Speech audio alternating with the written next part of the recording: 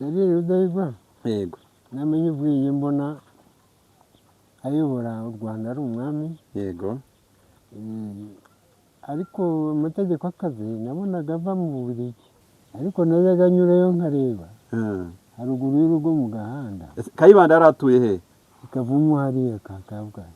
Kavumu ya Kabgayi?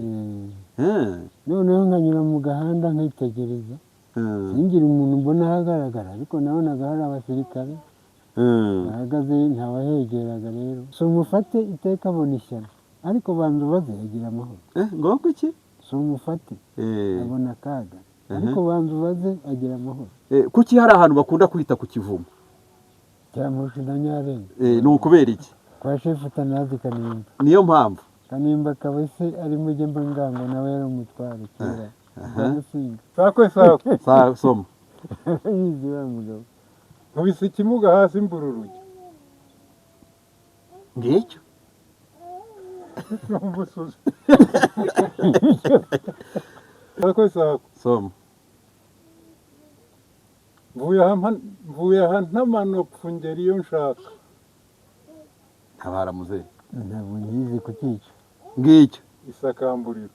hanyuma rero ubwo umwami Sharire aratanze, imaze gutanga asimburwa na murumuna we Kigeli wa gatanu Ndahindurwa. Zaba umwami cyumweru n'igice. Naho nshaka kutugera rero.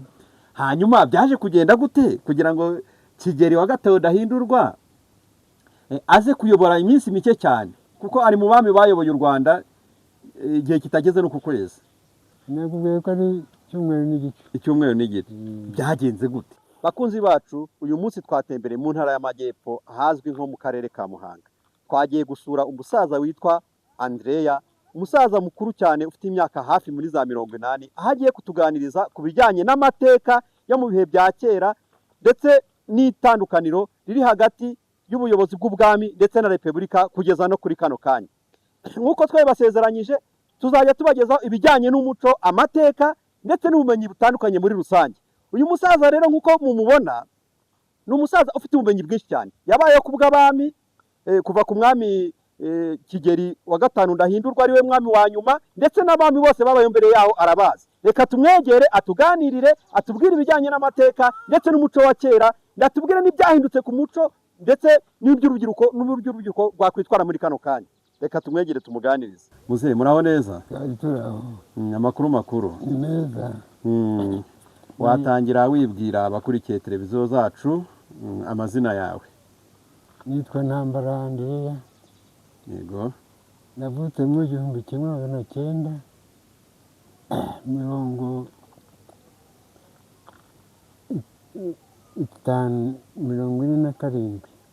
Igihumbi kimwe magana cyenda mirongo ine na karindwi. Ubwo mu mibare bw'imyaka igiye kuba 80.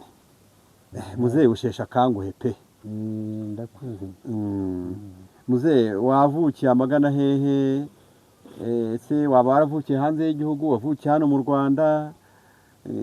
Muri make watubwira. Navukiye hano i Ruri. Hano i Ruri? N'ubu niho ntuye. Hano ni mu karere ka Muhanga mu murenge wa Shyogwe? Yego. Ubwo akagari? Karuri. Akagari ka Ruri, umurenge? Wa Shyogwe. Umurenge wa Shyogwe. Mugenzi wanjye arambaje ngo ayo mazina uhavukira niko hitwaga cyangwa haje kuhinduka nyuma? Hari Ruri. Yego. Hari Ruri. Hari Ruri na mbere? Ruri ngiriya hakurya. Hari ikigega cy'amazi. N'ubu haracyari Ruri. Yego. Yakoze higeze kuba komine Ruri. Komine Ruri yigeze kubaho? Ngira ngo yari komine Nyamabuye. Ku buyobozi bw'abambonye umutwe ba perezida. Habaye komine Ruri. Yigeze kubaho komine Ruri. Harya muzehe ubu ngubu mu bijyanye n'ibyo bita impugu. Impugu urabyumva? Yego. Hano ni mu yihe mpugu? Impugu twicayemo. Yego. Kera inaha. Twita Induga. Ni mu Nduga? Yego nibyo. Induga mu Rwanda. Yego. Nkamwe yavuga ngo abanyenduga. None se iyo bavuze Nduga, nyine abantu benshi bahumva nk'Igitarama, ariko ugereranyije buriya Nduga ihera he ikagarukira hehe, igabana n'izihe zindi mpugu nk'uko tubyumva abantu benshi. Igituma mbikubajije, buriya abantu benshi ibi bintu ntabwo babisobanukiwe. Kumva ngo ahantu ni mu Nduga, ngo ni mu Bwanacyambwe, ngo ni kera bahitaga Nduga ya Ndori. Nduga ya Ndori. Ndori rero yari umuyobozi w'u Rwanda, yari umwami. Okay, nuvuga Nduga biragenda ikagabana wenda Nduga ni ndende, igabana n'amayaga. Igabana n'amayaga. Ese iyo bavuze ubwo babyitaga impugu nyine, niko babyitaga akarere. Babyitaga akarere ka Nduga kari ukwako. Akarere ka Rukiga kabaga kari ukwako. None se akarere rero kagiraga shefu. Kagiraga shefu, umutware witwa shefu. Akaba yari afite icyubahiro nk'icya minisitiri. Ni ukuvuga ngo hano mu Nduga umutware wawo, nko mu batware uzi baba barayoboye Nduga, amazina yabo waba wibuka, abo wabashije kubona? Tanazi Kanimba, genda urebe mwana ikikuze. Tanazi Kanimba yayoboraga ku Kivumu na Nduga yose, akerekeza iyo za Kangoma, akagenda mbese akageza bugufi y'iwabo wa Kagame, nyakubahwa perezida w'u Rwanda. Hariya za Gitarama, hariya hasi hino ya za Ruhango. Za Ruhango. Aguma nawe akaba shefu. Akava inaha akagenda akagera. Haguma yari umushefu nawe yayoboraga, akayobora yerekeza za Nyanza. Akayobora yerekeza za Nyanza. Ubwo bagabaniraga hariya mu Ruhango. Mu Ruhango hari undi muyobozi werekeza mu mayaga. Ntibuka izina. Wari utubwiye Kanimba yari umushefu w'inaha ngaha, utubwira Haguma nawe yari umushefu w'inaha. Yego. Aguma akerekeza iyi za Nyanza. Kanimba nawe akamanura Nduga yose akageza ku mayaga. Ubwo ugereranyije hari nko ku ngoma y'uhe mwami, cyangwa se hari nko mu uhe mwaka, kugira ngo wenda batwumva neza babyumve? Kuko ni imbere y'59. kuko Karoli Rudahigwa ndamuzi. Yego, Sharire.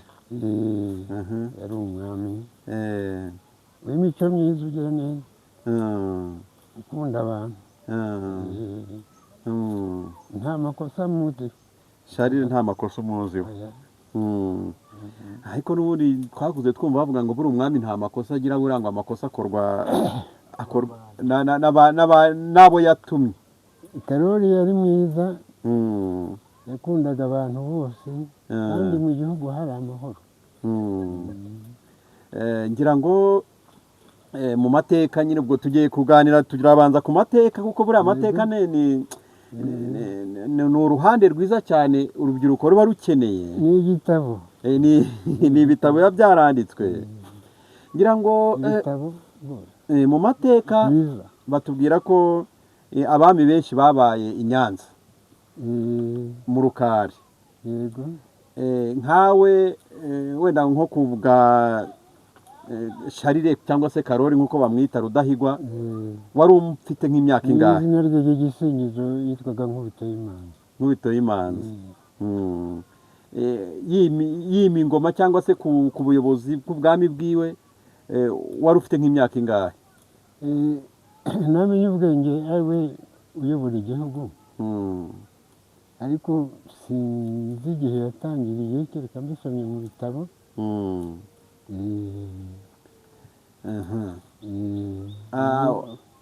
Ingoro y'ubwami iri i Nyanza. Yego. Yego.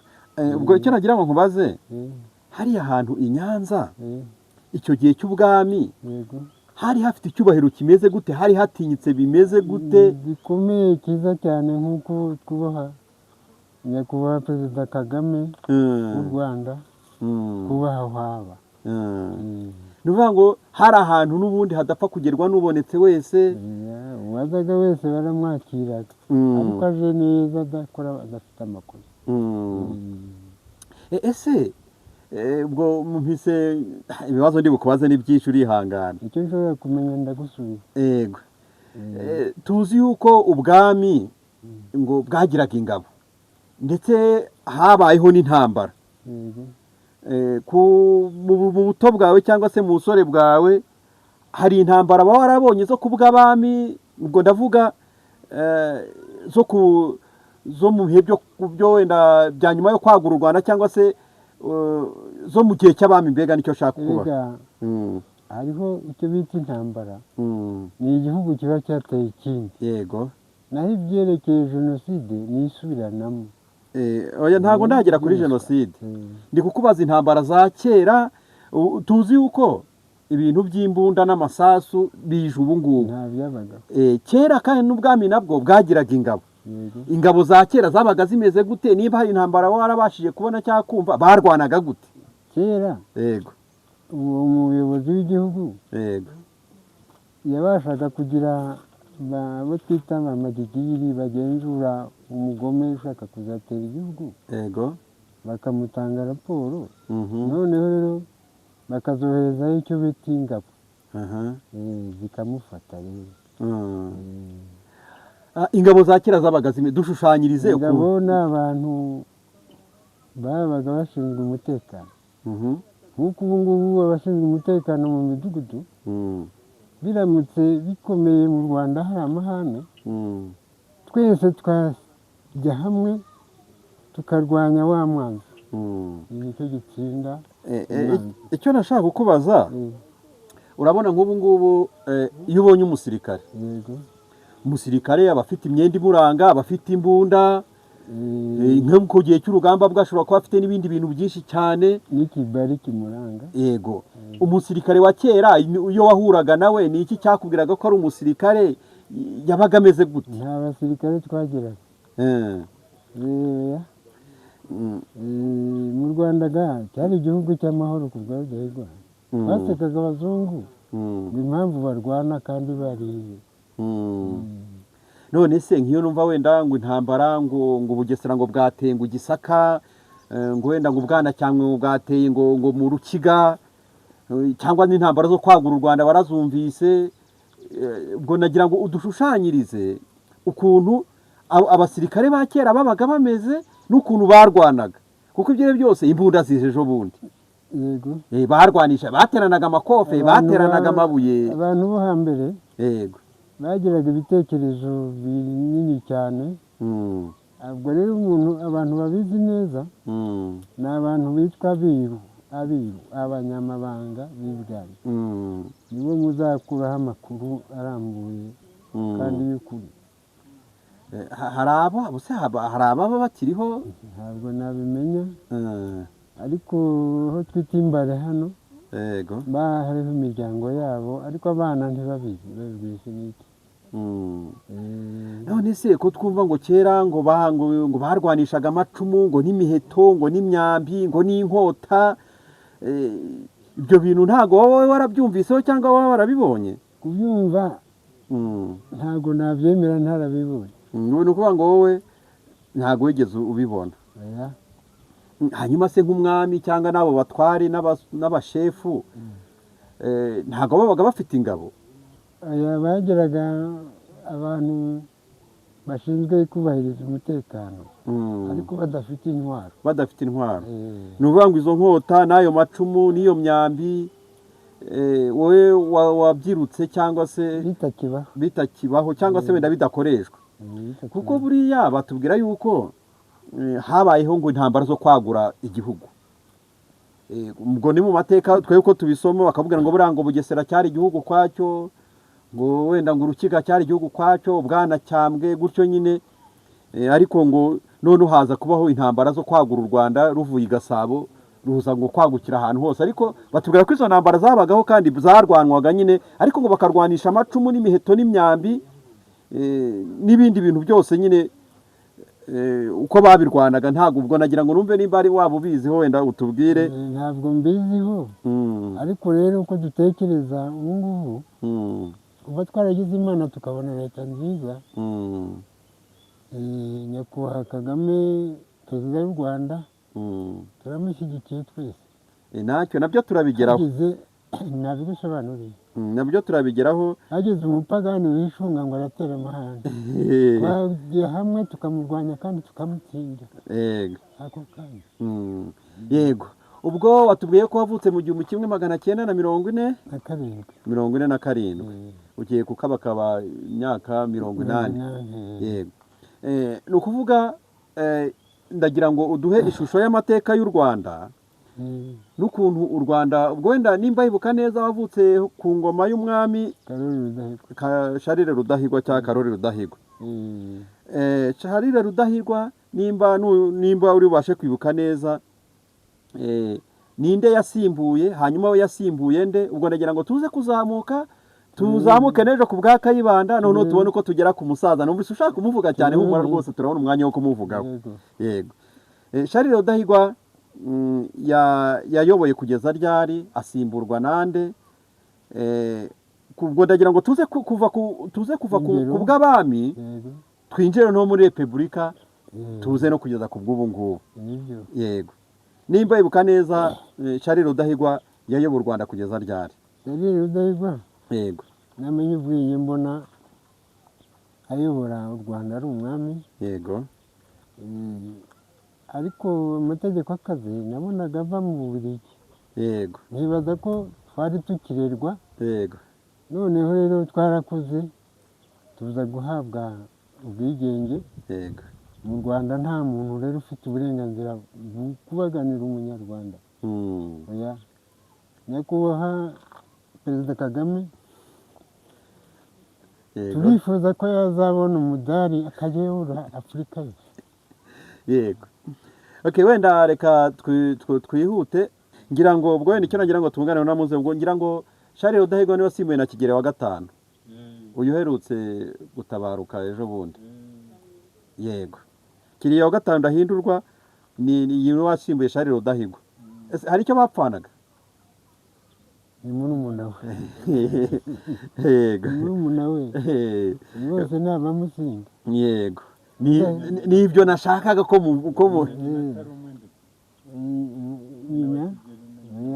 nyina wa Rudahigwa ni Kankaka. yaratuye hariya Shyogwe, hariya bubatse sitade y'Inyoni. Yego, hanyuma rero ubwo umwami Charles aratanze, yamaze gutanga asimburwa na murumuna we Kigeli wa gatanu ndahindurwa. Bizaba umwami cyumweru n'igice. Naho nshaka ko tugera rero. Hanyuma byaje kugenda gute kugira ngo Kigeli wa gatanu ndahindurwa aze kuyobora iminsi mike cyane, kuko ari mu bami bayoboye u Rwanda igihe kitageze no ku kwezi? Nakubwiye ko ari icyumweru n'igice. Byagenze gute? Yabonye mu gihugu bitarebeka neza. Yego, arikukira ahita ahunga. Ahungira hehe? Ntabwo tuzi igihugu yagiyemo. Yego, arahunga. Hanyuma amaze guhunga se, wenda ubwo icyamuhungishije wenda n'abatakizi wenda cyangwa se n'abakizi baza kubyandika bakatubwira, ariko hari harimo kutavuga rumwe n'abazungu. Ahari menya abazungu baramuhaye amananiza, yabona atazabishobora rero agahitamo kwihungira. Hanyuma rero amaze guhunga, bivuga yuko buriya ngo yari yaranze no gushakira ishyanga. Ibyo ntitubizi ko tutabiganiriye nawe, umuntu yavuga icyo yumvise cyangwa yabonye. Yego, hanyuma rero Kigeli aba arahunze. Yabaye umwami icyumweru n'igice. Yigeze ubwami cyangwa se yabaye umwami, yego, ariko icyo mvuga kwigira ni nko ntabwo yambaye rya kamba ryo mu mutwe. Ntabwo yigeze yimikwa? Ntabwo yari afite. Ntabwo burya Kigeli wa gatanu ndahindurwa yigeze yimikwa? Ikamba ntabwo yambaye. Usiko ibintu ntari mbizi. Okay, hanyuma rero ubwo tugeranyije ni nko mu 1900 na kangahera. Imbere y'59. Imbere y'59. Aha, ariko icyo gihe hari muri 59. Hari muri 59. Byari bikomeye. Kuko namenyaga kwirinda kuba najya mu makosa. Aha, hanyuma rero ngira ngo ubwo Kigeli wa gatanu ndahindurwa niwe mwami wa nyuma w'u Rwanda rwagize. yego Hanyuma twinjira mu byo bita repubulika. Kera nanjye nyiri umwana najyaga no bavuga ngo repubulika yacu 59.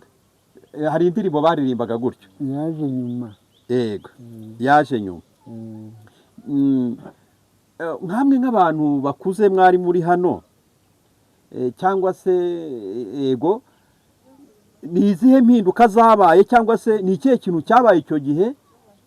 Ese haba harabayemo ibintu bimeze nk'intambara, haba harabayemo hari abantu baba barapfuye muri icyo gihe cyo kuva mu bwami tujya muri repubulika? Nimba mubyibuka neza byaba byaragenze gute? Kumvaga hirya no hino bavuga ngo hari ubusahuzi n'ubwicanyi, ariko hagati aha mu misozi yacu nta bwicanyi bwahabaye, kuko twarashyingiranye n'abatutsi turabana neza, n'ubu warokotse tubana neza, nta maraso yamenetse hagati. Ubwo nagira ngo wenda twibuke perezida w'u Rwanda wa mbere ni Kayibanda. Mbonye umutwe. Yego nibyo ni mbonye umutwe. Kandi ubwami bwari hano i Nyanza. Yego mbonye umutwe nawe ari hano yari shefu. Mbonye hariya muri za Mukingi. Mbonye umutwe mbere uko perezida yari shefu. Nuvuga ngo nawe yayoboye ku bw'abami. Yari shefu ku bwa Rudahigwa. Hanyuma ababiligi babaraje. Ababiligi nibo baramuje ibintu batsindwa. Baraza bamugize perezida. Mbonye umutwe. Hanyuma urumva ibintu byose ubu nuvuga ngo ubwami bwose n'uburi bwari bumeze nkaho buri nahangaha.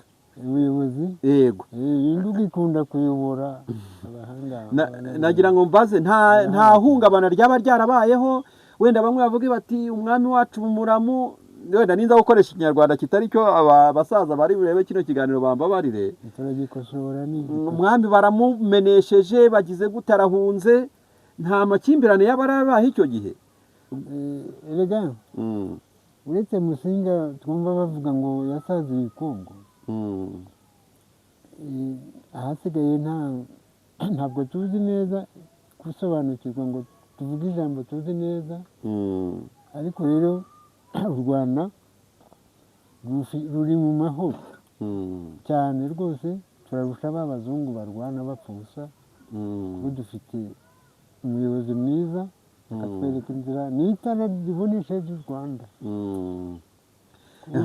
Hanyuma mbonye umutwe afashe ubuyobozi. Nkawe nubwo abaperezida wa mbere w'u Rwanda w'agateganyo ariko suwuzi. Yego. Muvuye mu bwami mwinjiye muri repubulika. Mwabifashe gute icyo gihe? Mwabonaga bitandukaniye hehe? Ntabwo byababangamiye ku buryo mwumvaga wenda ubwami hari ibintu bwakoraga byiza, repubulika iraza? Ndagira ngo mbwire mbonye umutwa yayoboye ate, cyangwa se ubuyobozi bwe ugereranyije n'ubwami yasimbuye bwari bumeze gute? Erega bitewe n'uko yari uw'agateganyo ntacyo tubona yakoze gitunganye. Gihari twagishima. Ese muzehe wowe mbonye umutwa nanjye kuvuga ngo yima ubuyobozi bwe aba perezida, mwari mufite nk'imyaka ingahe? Aba perezida nari mpari Gitarama hariya gihe. Wari ufite nk'itandatu? Nari mpari Gitarama. Ingoma zimuvugira. Perezida yagombaga kuba Yozefu Gitera wo mu Bwanamukara. Afite idahini y'Uburundi. Noneho mu kanya gatoya biba birahindutse. Nibwo batoye mbonye umutwe. Biradutangaza. Yozefu Gitera bahita yisabira kujya mu by'ubutaka, barabimwemerera. Yakomeza iby'ubutaka. Mbonye umutwe nawe akomeza kuba perezida. Mu kanya gatoya perezida wa Kayibanda. Mu yindi myaka mikeya tugiye tubona perezida wa Habyarimana. Ubwo rero ntidusobanukirwe, ariko ubu ngubu turasobanukiwe. ntawadufite yego icyo twasinyiye ni ugushyigikira iyi leta dufite na guverinoma y'ubumwe yego tuzayishyigikira rwose mpaka kugeza dushaje n'abo dusize. okay ni ukuvuga ngo ubwo byarazungutanye wenda nk'abantu mutari muri abanyepolitiki cyangwa se wenda sinzi nimba mwaragize n'amahirwe wenda yo kwiga amashuri menshi simbizi, kiriya gihe harya buriya kwiga ntibyari bigoye? Kwiga amashuri ntabwo kwigaga bigoye iyo ubishaka, Imana yaraguhaye impano. Kwiga ni byiza. Ubwo wenda icyo nari nshatse kuvuga, mwaragize amahirwe yo kujya mu mashuri wenda mukiga nubwo yaba ari amashuri makeya? Twarize bukeya kubera nyine ubukene, ubu nta waza ngo apfe kurushuka. Ariko nko kwandika wagerageza? Kwandika nagerageza. Ubwo icyo nari mbibarije ni uko muri uku kugenda ubuyobozi busimburana, ubwo ndavuga cyane cyane ku repubulika itangiye kugeza ubu, ngira ngo ni nabwo intambara zatangiye cyane. Nta ntambara yabaye mu Rwanda ni jenoside. Ntabwo turahagera. Ndi kuvuga, urumva mbonye umutwe wabaye perezida, Kayibanda araje aramuhiritse, mu gifaransa babyita amakudeta, za kudeta nyine baraza, Habyarimana baraje ahiritse Kayibanda, kandi byose abo bantu bose mwese byose murareba, niho intambara zatangiye. Ngira ngo ni nabwo wenda n'ibintu nagusobanuriye ko ari jenoside, ntabwo ari intambara, kereka duterwa n'ikindi gihugu yisubiranamo. Yego, aho ntabwo ndahagera, ndacyari ku bwa bano bayobozi, bano ba perezida bagiye bahirikana ubwabo. Urumva mbonye umutwe araje, Kayibanda aramuhiritse, Habyarimana nawe araje ahiritse Kayibanda, babigize nk'abacanga amakarita, niko abantu bari gupfa. Kandi byose byabaga mureba, nkeka yuko biri mu bintu byakujije amakimbirane, kandi tukamenya kwirinda kubijyamo. Yego, mwabyitwaragamo gute? Twarindaga kubijyamo, n'ubu ukunda ukamubwira utamusobanukiwe, ntujye muri biriya bintu bizagira ingaruka nyuma. Kandi koko bikazarangira biyigize. Wa muntu cyangwa se benshi twababona tukagerageza kubahisha. Yego, izo nkozi bizamara kugenda tukigira ahagaragara, tukigwira. Ngira ngo wenda ubuzima bwo kubw'abami n'ubwa repubulika wenda sinzi nimba uri kwibuka neza, nagira ngo mudufashe mudusobanurire ahubwo buzima bwari butandukanye cyane cyane ku muturage no kubw'amarepubulika ya mbere mwayabayemo, ubwo ni iya mbere n'iya kabiri. Mudusobanurire ubuzima ku muturage bwari butandukanye gute? Biratandukanye. Ubu ngubu twabonye demokarasi, tubona ubwigenge, turigishwa, tumenya ukuri. Umuntu abasha gushyigikira ingirakamaro. Urabibona nk'ubu dushyigikiye guverinoma y'ubumwe kuko tureba akamaro yatugiriye. Ubwo rero niyo byaba ngombwa kuyipfira, twarwana tukayipfira kuko tureba akamaro ifite. Ni ukuri. Ubutegetsi bwa Karoli Rudahigwa nakubwiye ko nta kibi bwakoze. Bwari ubutegetsi bukunda abanyarwanda. Nawe Kigeli we ntiyigeze ayobora, ntacyo tuzi, twabonye yatugejejeho. Nta kintu nawe urumva nyine, nawe ntago twambwiye ko ayoboye icyumweru n'igice, agahita ahunga yigendera. Aramubonye mbere nari hakurya hari. Rero ubwo hari ikintu nagira ngo wenda nkubaze. Urabona Kayibanda yari umunyagitarama, yari umunyenduga, hanyuma araza ahirikwa na Habyarimana mu Rukiga, za Gisenyi. Ubwo wenda reka mbikoreshwa uko byakoreshwaga icyo gihe. Kandi icyo gihe igisirikare, u Rwanda rwari rumaze kugira igisirikare, ababiligi n'abadage bamaze gutoza igisirikare cy'u Rwanda, imbunda zihari, hari n'ibindi bintu byenda byavuzweho nyuma, ariko ubwo nagira ngo ariko abasirikare benshi barabakiga. Yego, ubwo nibyo nagira ngo ngereho. Ikintu cyitwa nko gukumira abantu, kuko ndakeka nko mu myaka yanyu wenda mumaze kuba abagabo, mwaritegerezaga mukareba, bavuga yuko habayeho ikintu kimeze nko gukandamiza, cyane cyane ko ibintu byinshi ngo bifite aho bihuriye n'ubuyobozi, abantu b'inaha ntabwo bari babyemerewe, nko kujya mu gisirikare, nko kwiga, koko ibyo bintu nibyo. Ariko ubundi Habyarimana amajyambere no gufasha yabishyize iwabo. Mbega urugero, nari mfite urwandiko rw'ubukene bwa leta, hahandi handitse ngo bakajya bamuha n'ikimufasha, hari habuze nta kantu kigeze kandikwa.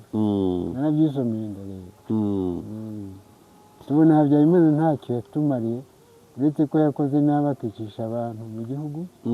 Yagombaga kwegura mu gihe bimunaniye, ariko ntateze amatiku mu gihugu.